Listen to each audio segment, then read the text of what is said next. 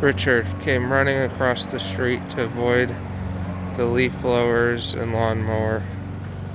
I don't blame him, they're loud as fuck. Maybe you can hear me a little better now that we're further away. I think you're not going to be able to hear me on Catwalk 7 and Catwalk 6. This way, Richard.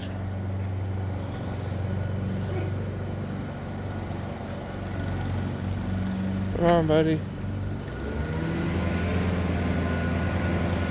This is a long walk today.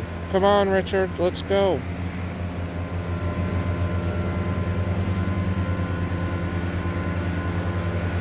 Such a cute boy, though. I have to wait for him. And there he comes along. Good boy.